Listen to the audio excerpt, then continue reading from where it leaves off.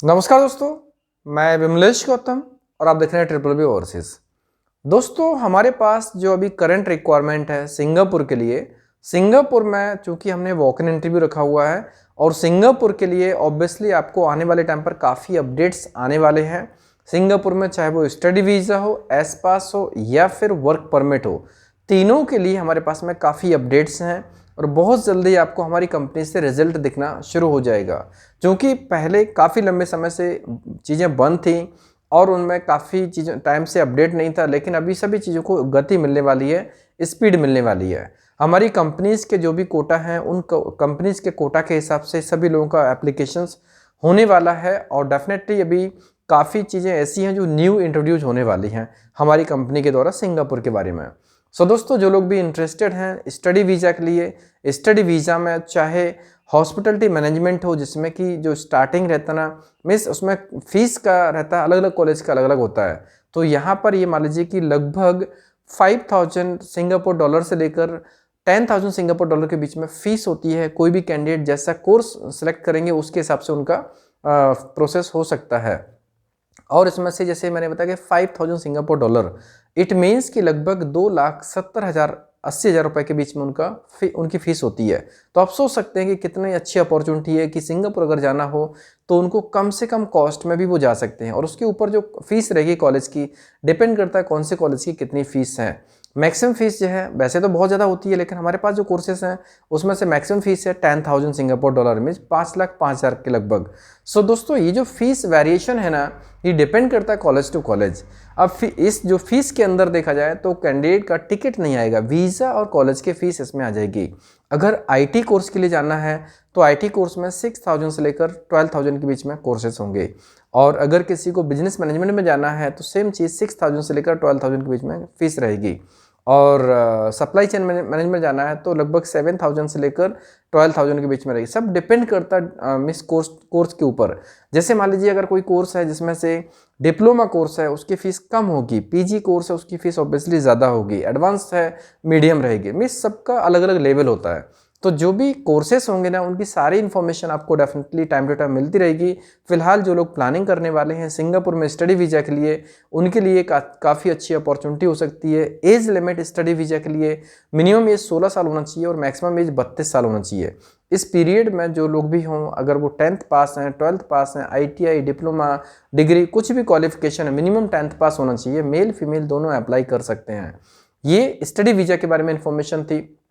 दूसरी इन्फॉर्मेशन है work permit के लिए। वर्क परमिट में जनरल वर्कर के लिए, कंस्ट्रक्शन लेबर के लिए, मैकेनिकल हेल्पर के लिए, इलेक्ट्रीशियन के लिए, प्लम्बर के लिए, मेसन के लिए, फिटर के लिए, फैब्रिकेटर के लिए, कारपेंटर के लिए, डीजल मैकेनिक के लिए, सीएनसी ऑपरेटर के लिए, इन सभी प्रोफाइल्स में, फोर्कलिफ्ट ऑपरेटर के लिए, इन सभी प्रोफाइल्स में जो लोग भी इंटरेस्टेड हैं वो लोग वर्क परमिट में अप्लाई कर सकते हैं। इसमें जो सैलरी होगी, बेसिक सैलरी 550 सिंगापुर डॉलर से लेकर 700 सिंगापुर डॉलर के बीच में होती है।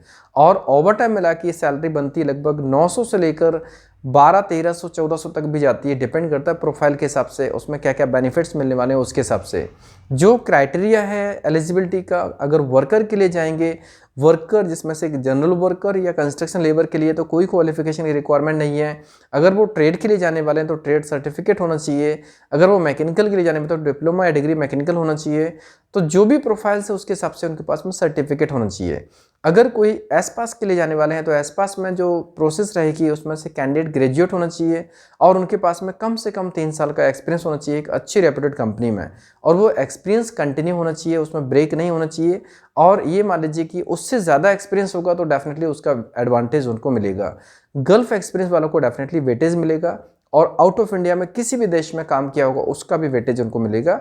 इंडियन एक्सपीरियंस वाले कैंडिडेट्स भी इसमें अप्लाई कर सकते हैं। कम्युनिकेशन स्किल काफ़ी इंपॉर्टेंट है क्योंकि ऐसे केस में इंटरव्यूज ज़रूर होते हैं।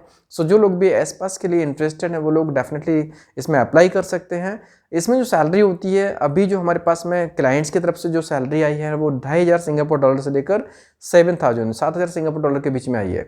दोस्तों, ये सैलरी का जो रेंज है ये रेंज डिपेंड करता है company to company, profile to profile, लेकिन काफ़ी चीज़ें डिपेंड करती हैं कैंडिडेट के इंटरव्यूज़ के ऊपर। सो दोस्तों, जो भी प्रोसेस है इसके ऊपर आप अप्लाई कर सकते हैं। वैकेंसीज हमारे पास में लॉजिस्टिक में जो रिक्वायरमेंट है वो वेयरहाउस हेल्पर, स्टोर असिस्टेंट की रिक्वायरमेंट है, वेयरहाउस सुपरवाइजर की, स्टोर कीपर की रिक्वायरमेंट है, वेयर हाउस मैनेजर की, स्टोर मैनेजर की रिक्वायरमेंट है।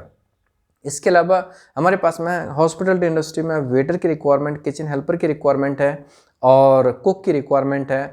और इसके अलावा जो भी उनकी मिस रिक्वायरमेंट्स होती हैं उनके लिए भी काफ़ी सारी पोजीशंस ऐसी होती हैं जो डिपेंड करता है कंपनी के ऊपर, कंपनी के पास होती हैं और उसमें से कैंडिडेट का इंटरव्यू होने के बाद डिसाइड की जाती है। फिलहाल 3 टाइप की वैकेंसीज रेगुलर रहती है, ये रिक्वायरमेंट्स हैं। इसके अलावा आईटी इंडस्ट्री में आईटी सपोर्ट के लिए, आईटी असिस्टेंट के लिए, एडमिन के लिए, सिस्टम एडमिन के लिए रिक्वायरमेंट्स होती हैं।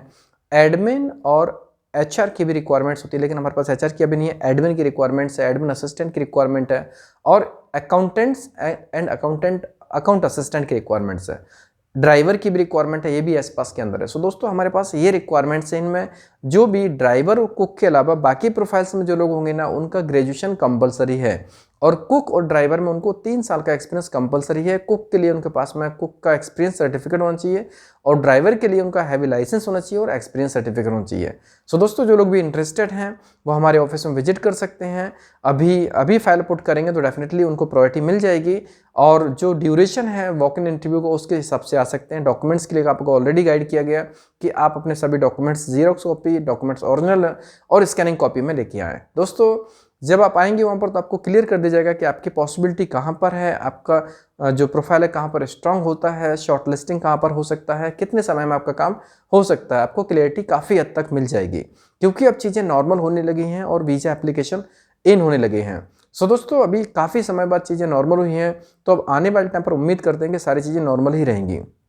दोस्तों वीडियो कैसा लगा, पसंद आया तो लाइक कीजिए, कमेंट्स कीजिए, शेयर कीजिए। हमारे वीडियोस को लगातार देखने के लिए चैनल को सब्सक्राइब कीजिए, घंटी वाला ऑप्शन जरूर दबाएं जिससे कि आपको आने वाले सारे वीडियोस के नोटिफिकेशन सबसे पहले मिलेंगे। धन्यवाद।